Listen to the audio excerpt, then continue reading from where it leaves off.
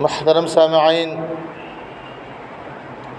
اللہ تبارک و تعالی نے ہم سب کی ہدایت کے لیے اور قیامت تک کے آنے والے تمام انسانوں کی ہدایت کے لیے آخری نبی حضرت محمد صلی اللہ علیہ وسلم کے ذریعے سے ہمیں قرآن عطا فرمایا۔ یہ قرآن کریم ہمیں ہر موڑ پر رہنمائی کرتی ہے، اور آج ہم جس ماحول سے گزر رہے ہیں اور آج ہر ایک خاص و عام کی زباں پہ جو باتیں گردش کر رہی ہیں، پرنٹ میڈیا ہو یا الیکٹرانک میڈیا ہو، اس کے ڈیبیٹ میں اور اخبار کے صفحات میں جو خبریں آج اور کل اور ان چند دنوں میں جو شائع ہو رہی ہے، اس میں خاص طور سے ایک مسئلہ وہ مسلم پرسنل لا کے تعلق سے اور اس ملک میں رہنے والے مسلمانوں کو جو حقوق دیے گئے ہیں دستور ہند کے اندر، اس کے تعلق سے باتیں گردش کر رہی ہیں کہ اس ملک کے اندر UCC یعنی یونیفارم سول کوڈ اگر نافذ ہوتا ہے تو مسلمانوں کے جو مسلم پرسنل لا ہے اس سے کیا نقصانات ہونے والے ہیں۔ ہمیں پہلے یہ بات معلوم کر لینا چاہیے کہ مسلم پرسنل لا ہے کیا چیز، اس میں کیا کیا چیزیں آتی ہیں، داخل ہے، شامل ہے۔ پرسنل لا کسے کہتے ہیں؟ تو پرسنل لا میں ہمارے نکاح، طلاق، خلا، حضانت، وراثت، یہ چیزیں آتی ہیں جو عائلی قوانین کہلاتی ہیں، معاشرتی قوانین ہیں۔ اب وراثت کیا ہے؟ آپ دیکھیے، یہاں ہندوؤں کے اندر باپ کے مرنے کے بعد بیٹیوں کو کوئی باپ کے جائیداد سے حصہ نہیں ملتا، اس لیے ان کے ہاں جو شادی ہوتی ہے وہ کنیا دان کہلاتا ہے، یعنی اس کو دان کر دے چکے ہیں، اب اس کا یہاں کچھ بھی نہیں ہے۔ لیکن ہمارے پاس جو نکاح کہلاتا ہے وہ عقد نکاح کہتے ہیں، اور عقد کے مطلب ہوتا ہے ایک معاہدہ، ایک ایگریمنٹ ہوتا ہے شوہر اور بیوی کے درمیان، دو اجنبی لڑکے اور لڑکیوں کے درمیان۔ اگر اس معاہدے پر قائم رہتے ہیں اور دونوں کی زندگی خوشگوار گزرتی ہے تو معاہدہ تا دم حیات باقی رہتا ہے، اور جب ناگزیر ہو جاتی ہے، ایک دوسرے کے ساتھ رہنا مشکل ہوتا ہے، والدین، دونوں کے والدین ان کے رشتہ داروں کی طرف سے کوششوں کے باوجود جب وہ کوششیں ناکام ہو جاتی ہیں، تب آخر وقت میں شریعت نے جدائی کا ایک آپشن رکھا ہے کہ اس کے ذریعے سے ہم جدا ہو سکتے ہیں۔ اگر شوہر کی طرف سے ہے تو طلاق کہلاتا ہے، اگر بیوی کی طرف سے ہے تو خلا کہلاتا ہے، یعنی یہ ایک دوسرے کو جکڑ کر نہیں رکھتے۔ اور غیر مسلموں میں وہ ساتوں جنم کا ہمیشہ کے لیے شادی ہوتی ہے، زندگی میں جدائی کا کوئی آپشن ہی نہیں ہے ان کے شرعی اعتبار سے، یہاں تک کہ اگر شوہر کا انتقال ہو جاتا ہے تو بیوی کو اس کو زندہ جلا دینے کا حکم ہے ان کی قانون کی کتابوں کے اندر، جو منوسمرتی کے نام سے جانی جاتی ہے۔ لیکن ہمارے یہاں شریعت میں ایسا نہیں ہے۔ تو یہ نکاح بہت ہی آسان ہے شریعت میں، دو گواہوں اور دو جملوں کے تحت اس کے ساتھ متصف ہے، یعنی شوہر کی طرف سے یا لڑکی کی طرف اور لڑکے کی طرف سے اگر کسی نے ایک پہل کی ایجاب کہلاتا ہے اور دوسرے نے اس کو ایکسیپٹ کر لیا وہ قبول کہلاتا ہے، اور وہاں پہ دو مرد گواہ کا ہونا ضروری ہے۔ لیکن آج ہمارے معاشرے میں اس کو کتنا بڑا بنا دیا گیا ہے کہ اس کے لیے ہزاروں لاکھوں روپے جب تک جمع نہ ہوں اس کا تصور ہی نہیں ہوتا۔ آپ دیکھیے کہ بہت سارے مسجد کے سامنے اور دوسرے کس طرح لوگ شادی کے کارڈ بتا کر پیسے کا چندہ کرتے ہیں کہ میری بچی کی شادی ہے۔ کتنی شرم کی بات ہے، افسوس کی بات ہے کہ جس کے لیے کچھ درکار نہیں ہے۔ ایک شخص حضور صلی اللہ علیہ وسلم کی خدمت میں حاضر ہوا اور اس نے کہا کہ شادی کے تعلق سے، تو آپ نے پوچھا کہ تمہارے پاس کیا ہے؟ تو اس نے کہا کہ میرے پاس تو کچھ بھی نہیں ہے، یہاں تک کہ اس کے ہاتھ میں ایک لوہے کی انگوٹھی تک نہیں تھی۔ تو اللہ کے رسول نے پوچھا تم کو کچھ قرآن کی صورت یاد ہے؟ اس نے کہا ہاں یاد ہے۔ تو اسی کو مہر بنا کر اس کو شادی کرا دی۔ تو شریعت میں کتنا آسان اس کو بنا کر پیش کیا گیا ہے، لیکن آج ہم مسلم معاشرے میں دیکھیے کہ ہم اس کے ساتھ کتنا آسان بنا کر ہم پیش کر رہے ہیں۔ آپ صلی اللہ علیہ وسلم کی جب دوسری شادی ہوئی، حضرت خدیجہ جب تک باحیات تھی آپ نے دوسری شادی نہیں کی۔ حضرت خدیجہ کے انتقال کے بعد آپ نے حضرت عائشہ رضی اللہ تعالیٰ عنہ سے شادی کی۔ پہلے نکاح ہو گیا تھا، اس کے 3 سال کے بعد میں رخصتی ہوئی۔ تو بلوغت کے بعد، بالغ ہونے کے بعد گویا ہمیں چاہیے کہ ہمارے ماں باپ کو کہ اپنے بچوں کا رشتہ طے کر دو۔ اس کے نہ ہونے کی وجہ سے کتنی رسوائی اٹھانی پڑتی ہے۔ نہیں، ابھی یہ ڈگری کمپلیٹ ہونا باقی ہے، ابھی اس ہمارے شادی کرنے کے کچھ پروٹوکول باقی ہے، وہ سب پورا ہوں گے تب جا کر ہم کریں گے۔ یہ تمام چیزیں ہمارے پاس ہونا ضروری ہے۔ اگر اس پیمانے میں اگر کوئی اترتا ہے تبھی اس کی ہوں گی، نہیں تو ان کی آدھی زندگی یہی گزر جاتی ہے۔ تو ہمیں چاہیے کہ اس کو شرعی نقطہ نظر سے دیکھیں اور اس کو آسان سے آسان جتنا شریعت نے ہمیں بنا کر دیا ہے اسی کے مطابق اس کو انجام دے۔ آپ کو پتہ ہے کہ صحابہ کرام رضی اللہ تعالیٰ عنہ حضور صلی اللہ علیہ وسلم سے کتنا محبت کرتے تھے۔ آپ جب وضو کرتے تو پانی زمین پر گرنے نہیں دیتے تھے، اس پانی کو مل لیتے تھے، اٹھا لیتے تھے اور اپنے چہرے پر، جسم پر مل لیتے تھے۔ آج کوئی کتنا بھی محبت کرنے والا ہوگا، کسی کا استعمال کیا ہوا پانی کے استعمال کرے گا؟ آپ صلی اللہ علیہ وسلم نے جب جنگ کا اعلان کیا تو ایک خاتون اپنے چھوٹے بچے کو لے کر آئی، دودھ پیتے بچے کو، اور کہا کہ اس کو جنگ میں قبول کر لیجئے۔ حضور نے فرمایا کہ یہ بچہ جنگ میں کیسے ایک لڑائی کرے گا یہ؟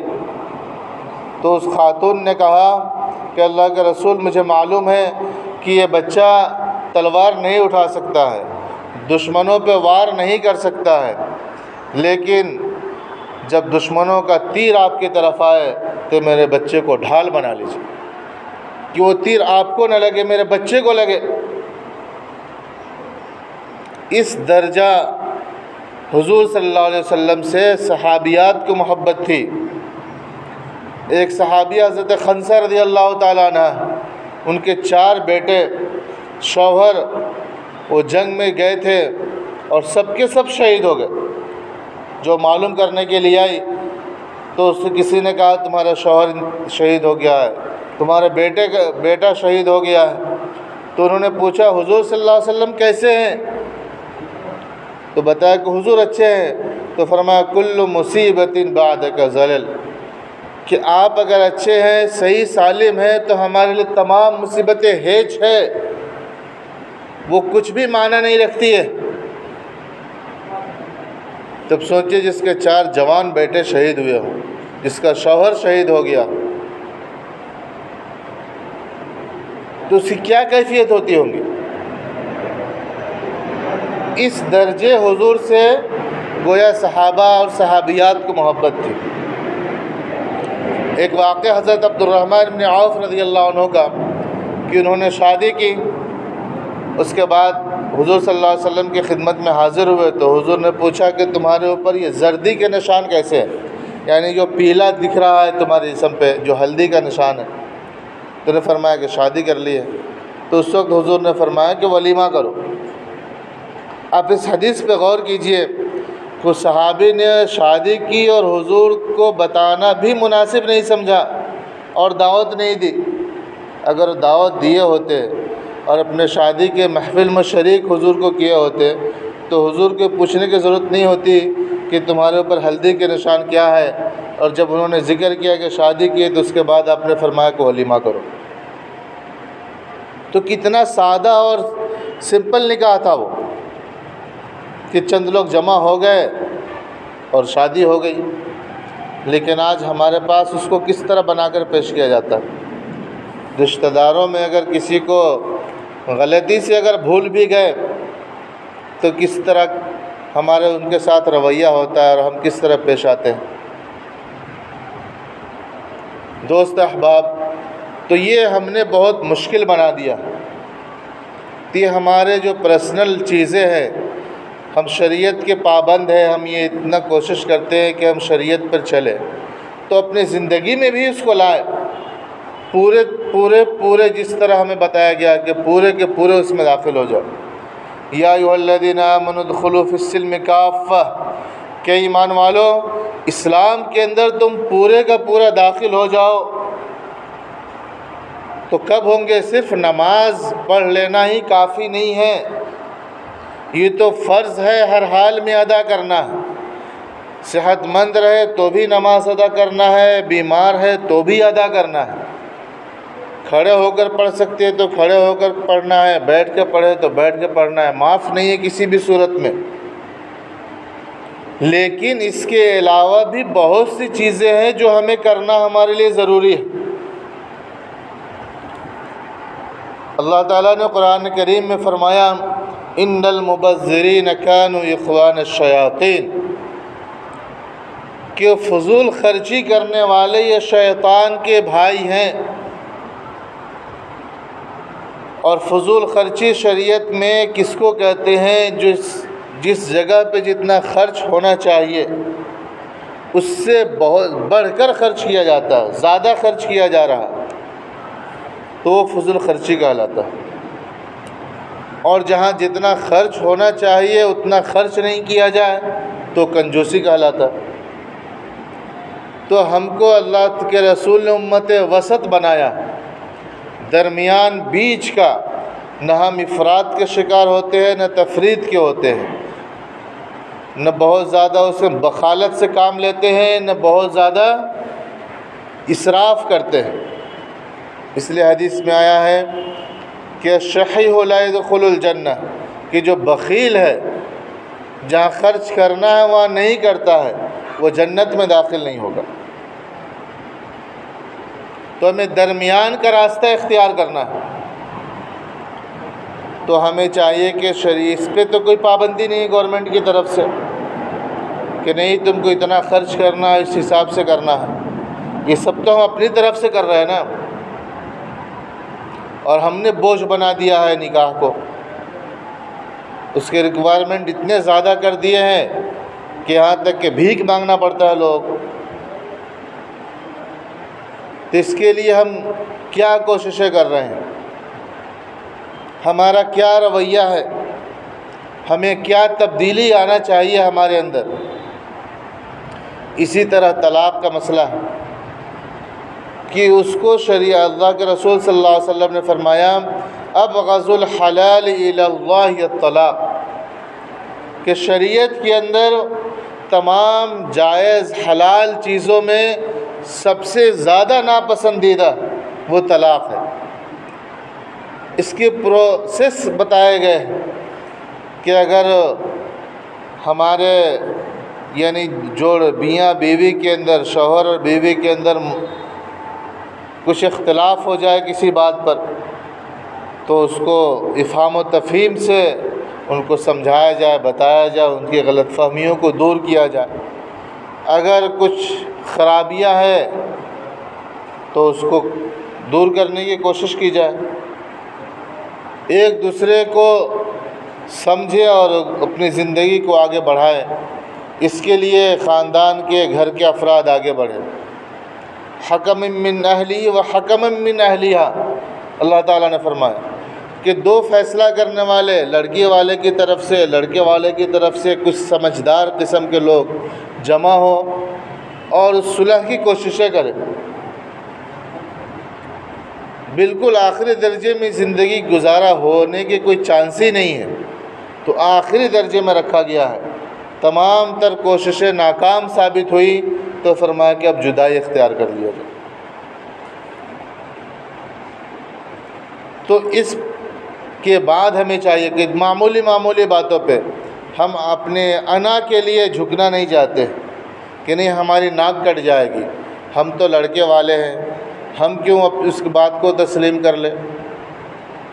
اسی طرح کبھی لڑکی والوں کی طرف سے بھی ہو جاتا ہے کہ یہ کیوں ہوتا ہے، ہم اپنے پرسنل لا کو جانتے نہیں ہیں، ہم نے تو بچے کو پڑھایا لکھایا، دنیاوی تعلیم میں اعلیٰ معیار پر پہنچا دیا، لیکن دینی تعلیم میں جو اس کے لیے معاشرت کے اندر زندگی گزارنے کے جو طریقے ہیں، جو ضروری ہے اس کے لیے، ہم نے وہی نہیں پڑھایا، اس کے بارے میں کوئی تعلیم نہیں دی، یا کہیں بھیجا نہیں تو گھر میں کچھ انتظام نہیں کیا، یا ایسی کتابیں اس کو نہیں دی پڑھنے کے لیے جو سیلف اسٹڈی کر کے وہ چیزیں ہم معلومات کر لے وہ۔ تو اس لیے یہ جو دراڑ پیدا ہوتی ہے، یہ دو لوگ زندگیاں دونوں کی جو تباہ ہوتی ہے، برباد ہوتی ہے معمولی باتوں پہ۔ آپ عدالت میں جائیے، دیکھیے کہ کیسے کیسز، صرف پرسنل لا کے زیادہ کیسز ہیں مسلمانوں کے، کرمنل لا کے بہت کم ہے۔ یہ کیوں؟ اس لیے کہ ہم نے سمجھ لیا کہ جہاں ہمارا فائدہ ہوتا ہے وہاں تو ہم اس کو کرنے کے لیے تیار ہوتے ہیں، اور سمجھتے کہ میرا اس میں نقصان ہونے والا ہے تو اس کو کرنے سے گریز کرتے ہیں۔ تو یہ ہمارے لیے بڑی افسوس کا مقام ہے کہ ہم جس پرسنل لا کے بچانے کی کوشش کر رہے ہیں، حکومت سے لڑ رہے ہیں، اس کے خلاف جا رہے ہیں، اس کی تردید کر رہے ہیں، اپنی مخالفت میں جو ہو سکتا ہے کوشش کر رہے ہیں، یہ کرنا ضروری ہے، کرنا چاہیے، لیکن اس کو جب ہم بچا رہے ہیں تو اس پہ عمل کتنا کر رہے ہیں؟ ابھی تو کوئی پابندی نہیں ہے، ابھی تو کچھ بھی ایسا نہیں کہا گیا ہے، تو آج ہمارے اندر کیا تبدیلی آنی چاہیے تھی اور کہاں ہم پہنچے اور کہاں پہ کھڑے۔ یہ ہم سب کے لیے لمحہ فکریہ ہے۔ اللہ تعالیٰ ہم سب مسلمانوں کو اپنے شریعت کے جو عائلی قوانین اس ملک کے اندر ہمیں اس پہ چلنے کی اجازت ہے اور اس کو فالو کرنے کی اختیار ہے، اس پہ 100% عمل کی توفیق عطا فرمائے۔ آمین۔ وآخر دعوانا الحمد للہ رب العالمین۔